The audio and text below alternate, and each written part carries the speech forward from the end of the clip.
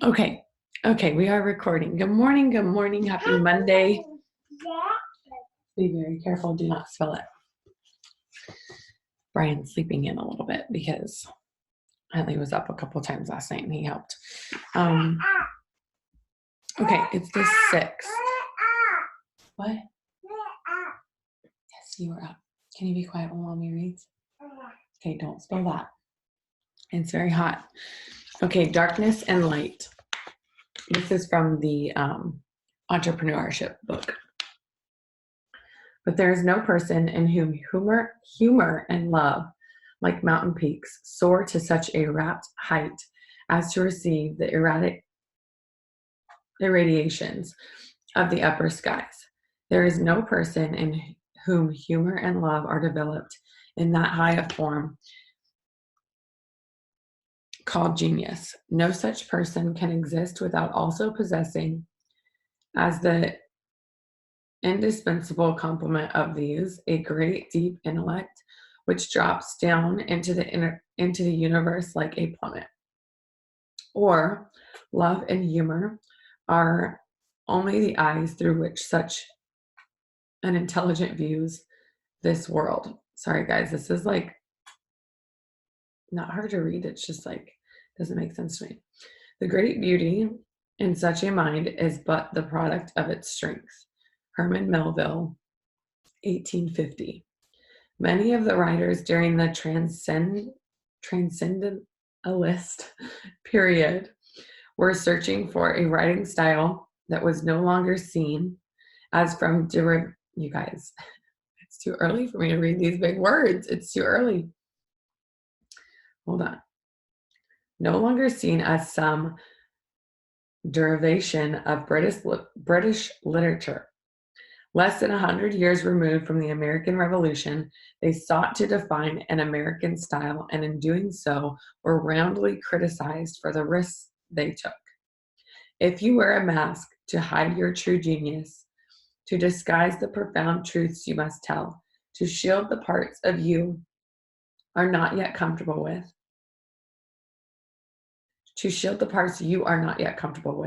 you will give us only a portion of your gift. The world must know your darkness in order to appreciate your light. Okay, so I understood the last sentence. Let me explain. Can I have a drink of this real quick? You're just scooping out my coffee. She's scooping out the dip in my coffee. Okay, so one thing that I did understand, honey, go grab a wipe. Go grab a wipe, please. Thank you. Yeah. We can get Huntley's cup too. Go get your wipe first, and then we'll have to get Daddy up. Mommy. Go get it, quick. Go get a wipe. Okay, I'm so sorry, you guys. What I understood was people have to know your darkness before they can know your light. This is why I do these Wake Up with Rochelle's. Sometimes it's really uncomfortable for me to tell you my darknesses, or to tell you what I've struggled with, or to tell you what I've been through, but it's all for the greater good, right? Because somebody else might be going through this, or somebody else might need to hear this, or somebody else might be inspired by it. And that is what God wants for us. He wants us to be able to share our truths. He wants us to be able to share what happened to us, because there was a reason that happened to us. Sometimes when we go through it, sorry, my throat is just like scratchy. It doesn't hurt. Sometimes when we go through it, we don't understand why we're going through it. We don't understand how God could have us go through any of these things, right? I think for me, the most profound one recently-ish was my miscarriage. That was dark. That was a dark time for me. And I think having all of it happen the way that it did, and I've told most of you this before, with the way that we found out that we were pregnant and pregnant with this baby, is so crazy, because I feel like I was in so much darkness and I was surrounded by so much darkness, but God never left my side through the whole thing. Sweetheart, okay, go get Daddy up. Let him know you need a wipe. Okay, go get Daddy up, please. Thank you, babe. I'm sorry. So And a lot of you might know that, drop a 1 if I've already told you, if you guys have heard about the song that helped me when I went through my miscarriage, and the song that was always placed on my heart and in my head when I was going through it. Okay, you guys have heard about that one. Okay, so I don't know that I've told you about the song that happened when I found out I was pregnant. The same song. Did I tell you guys about this? If I did already, I'll just move on. But like that, Brian and I were in the truck and that song came on when we found out we were pregnant with this one. So the song is, what the heck is our song, babe? Hills and Valleys. I need like some substance. I need some food right now. Okay. Hills and Valleys. Okay. So you guys know the story behind my miscarriage and what happened there and how I truly felt that God was walking me through all of it. But I didn't understand. Okay. I didn't understand that darkness. I didn't understand why we had to go through that. I don't understand why any woman has to go through that. I really couldn't grasp it at all. But what I did feel was that God was with me the entire time and that there was a reason why I was having to go through that for whatever reason. So then 6 weeks later, I was still having problems. I was still having pain. I was still having just not great things happening. And I didn't know why. I thought maybe the baby hadn't passed. I thought maybe I had an infection. I didn't know what was happening, but I knew something was wrong. And we went to the doctor because something was wrong and I was just super sick. I was throwing up. Okay. Obviously, multiple people were like, Rochelle, you're pregnant. And I'm like, no, that's impossible. Like, you guys, I am not lying to you. And this may be TMI, but I'm not lying to you. This is a miracle baby. In that 6 weeks, Brian did not freaking touch me. Okay. I was going through a miscarriage. I didn't want I was needing time. Right. And so during that time, there was nothing about that that could have conceived another baby. So I was like, you're nuts. I'm not pregnant. Stop. Like, something's wrong. We went to the doctor and she's like, I peed in the cup. You know how they have you like go to the bathroom just to see. They just always have you do that. And she's like, ma'am, you're pregnant. And I'm like, you're lying. Like, you mixed it up. Like, I actually told her that. I'm like, you mixed my pee up with somebody else's. I'm done with this. Everybody keeps telling me this. And you think that when I hear this out loud, it's because of the pain that I just went through, right? I didn't even allow myself to feel excited or happy or like, how could this possibly be?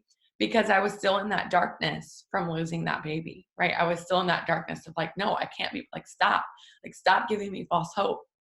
I was so upset. And then I'm like, okay, well, if I'm pregnant, then what the heck? Like, what the heck?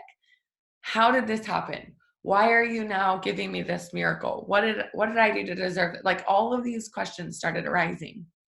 And I'm like, is this baby going to be okay? And I'm like freaking out, right? Still in that darkness. And we get in the truck and Brian and I are having this conversation like, how could this have happened? Like, when could this have happened? Because we were we were 10 weeks pregnant when she told us that I was pregnant. So like, there was no way because I had just had a miscarriage and there was nothing in between. So it's literally a miracle baby. And so when we get in the truck, usually his truck plays like his music from his phone. Like, it automatically always connects. You guys, all the way from Oregon to Florida and everywhere else we've been, it's never done this before. It's always connect to his phone. And it didn't. And it was playing a local Christian station. And the song that came on was Hills and Valleys.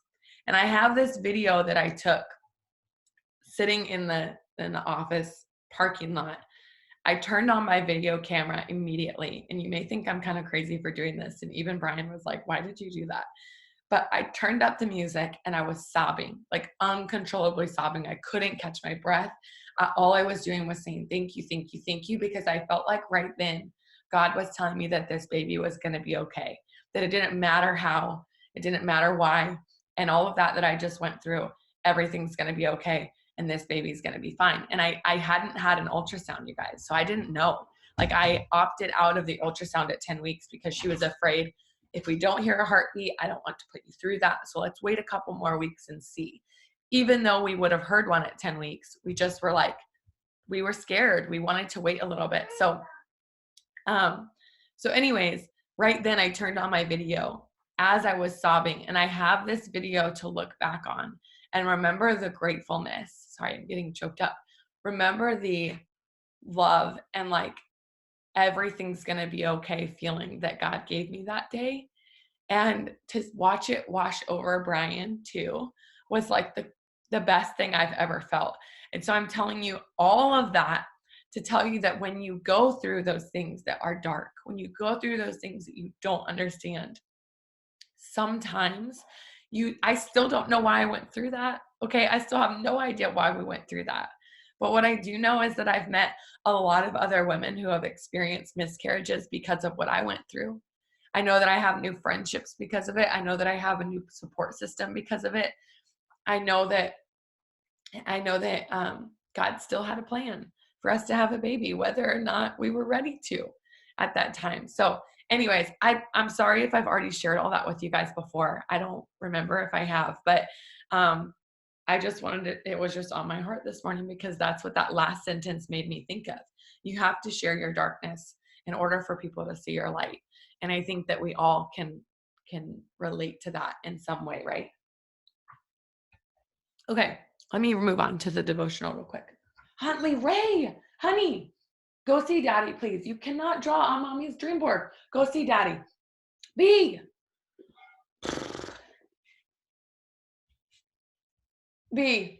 can you just take my dream board off the wall real quick? And she's drawing all over it. I'll rehang it up higher today. Thank you. I'm sorry. You don't draw on that. You don't draw on that. Okay. Sorry. I'm a mess. It's right here. I wouldn't burn these things. We're trying to get her to be done with her binky.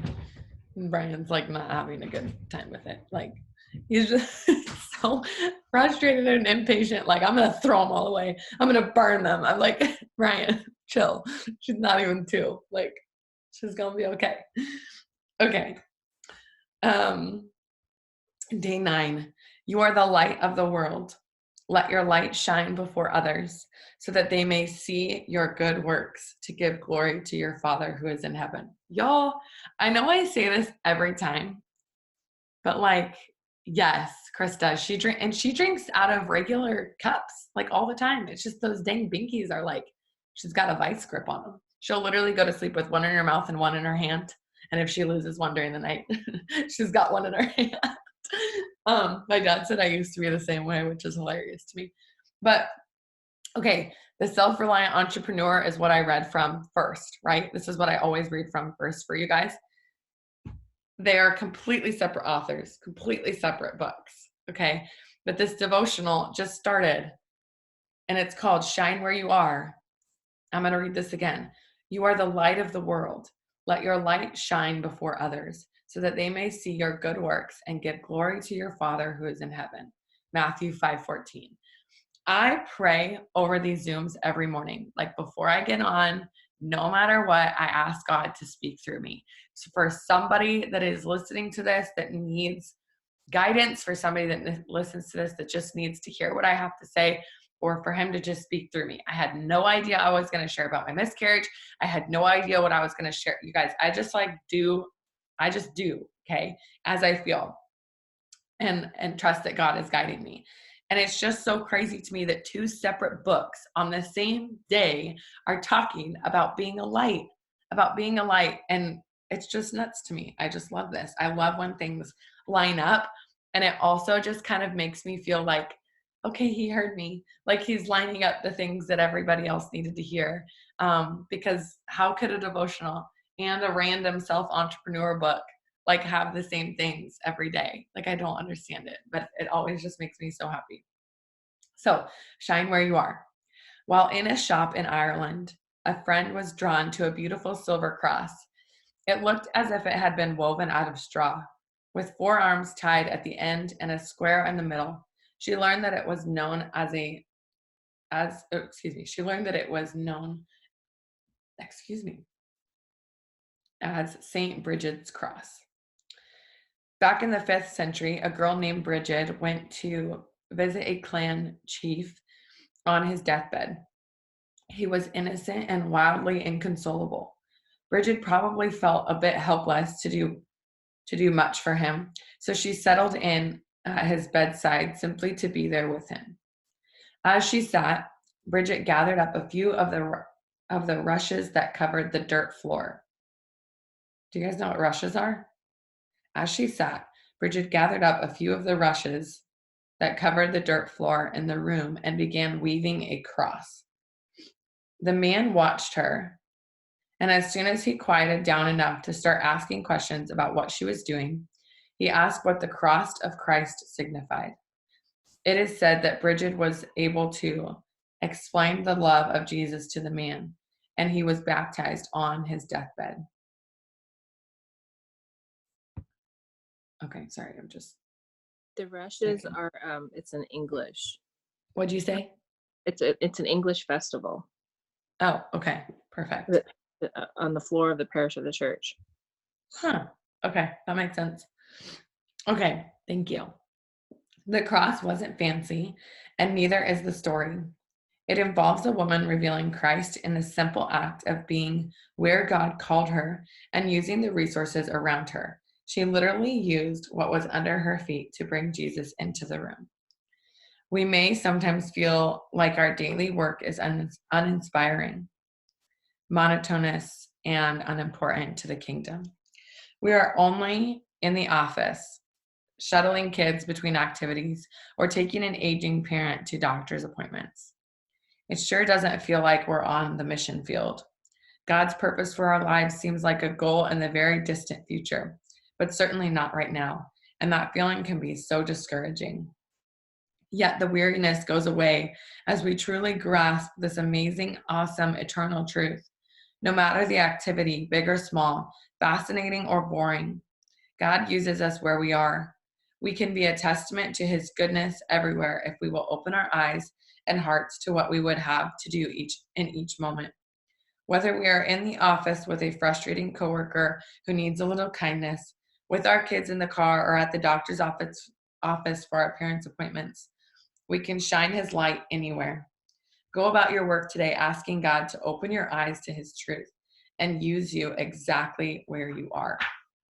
This book that I'm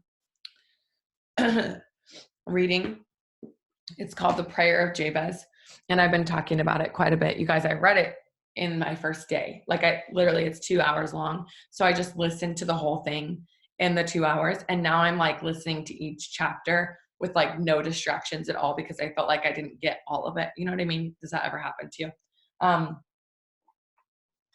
So I'm rereading all of it, and I'm getting so much more out of it. And what I really should do is sit down and take notes while I'm listening to it, because it really does like help me to comprehend it, but I need like complete silence to do that. Anyways, my point of this is I talked about this on the Diamond and Above call last night, or we talked about it, because Shelby and Ashley are reading it as well. If you guys need a good spiritual book, it is so good, and how it explains things about our business plus biblical plus about yourself and the way that you should be praying. And I actually have the prayer of Jabez written down right here, and I'm going to read it for you guys because this is my new daily to do every single morning. It's the prayer of Jabez. Excuse me. Oh, that you would bless me and enlarge my territory. Let your hand be with me and keep me from harm, so that I will be free from pain. That's it. It's that simple. And like, I hope that I will memorize it very soon because I'll be saying it every morning. But I think it was, Kelsey Thornton said that her entire business completely transformed and changed when she started saying the prayer of Jabez every single morning. Yes, Lisette, it is on Audible. And I think it's by Bruce Wilkinson. I think it's like a blue background. It says like prayer of Jabez, Jabez. And then, Krista, I just saw your comment. Rushes are a sweet smelling flowering plant that has been used for a number of domestic purposes. I love that. I was thinking like maybe it was like little twigs on the ground or something. Like I didn't know what that would be to make a cross, but I love that. Little brushes. So thank you for looking that up. But yeah, the prayer of Jabez. And I've already shared a story on the Wake Up with Rochelle from one of the things, but another thing that I loved, excuse me, that Shelby shared last night is that we need to learn how to be dependent on God. And when you're not being dependent on him, that's like, or excuse me, how do I explain this? Basically, how he said it was that if you're not failing, you're not being dependent on him. Does that make sense? So like I related this to my business in so many aspects because I was like, holy crap, here I am treading water, trying not to fail on a daily basis. Like all we do on a daily basis is try not to fail, right? Am I right? Like it's like I've got to put customers and distributors in this system because I can't fail. I've got to keep building because I can't fail. I've got to keep having my paycheck rise because I can't fail. That is actually so unbelievably wrong, Rochelle. Like that is what I had to look at myself and say in the mirror. You are not being dependent on God. And when you feel like you can't do it on your own, like when it gets to be that like overwhelming feeling in your chest where you're like, Lord, I have to give this over to you because I literally can't breathe right now. Like I cannot go ambassador on my own, or I cannot go diamond on my own, or whatever your goal is. Like when you become like dependent on him, that is when things start to go in your favor. That is when you start to get blessed. Yes. Thank you, Krista. She's holding it up right now. So good, you guys. Not only that, but he tells you to pray for yourself to bless you. Look at what he says. Oh, that you would bless me and enlarge my territory. We're literally praying that God would bless us and enlarge our network for our businesses. Like that is what we're supposed to pray for because, and Shelby said this too last night, this was kind of her aha moment and I loved it, is that, we're not praying just to be blessed ourselves. By blessing ourselves and blessing our paychecks and blessing our business, it's blessing people that are coming into the business too. It's blessing people who are getting their own goals, their own businesses off the ground. We're blessing so many other people. And I think that we're naive to think that we're not allowed to pray for our business. And I'm not saying like I ever thought I wasn't allowed to pray for my business, but it just really like woke me up and helped me understand that it's not selfish. It's not selfish to ask for God to bless you because you want God to bless you so that you can bless other people. And when that's your sole purpose, you'll understand like what truly your purpose is for being here. And I told you guys the other day about the presents, like when you get to heaven and you see all of these presents and you open them up. And this was a story in the book that he went to open up this present, and everything that was in it was all the gifts and all the blessings that God would have been able to give him if he just would have asked to be blessed on earth. He never asked God to bless him, and therefore he never got any of those blessings. And so I just thought that was such an eye-opener. Like we need to be asking to be blessed, because think of how many things we could be blessed with that could bless other people as well. So I think that was it. There was one other thing I thought I was going to talk about, but I lost it. So we'll just end it there. We're a couple minutes early, but I love getting on here with you ladies. I got to be honest, I was a little nervous this morning. I'm like, is everyone going to get up at 5 a.m.? Like I always feel so bad. I'm like, am I going to get on? Is there going to be anybody on? And then there's like 5 of you, which I love because I feel like this is such a great, like little, like perfect amount of people, but then I love that others can come back and watch it later. So I'll post the recording right after this, and I will see you guys tomorrow morning. I love you guys so much. Talk to you later. Bye.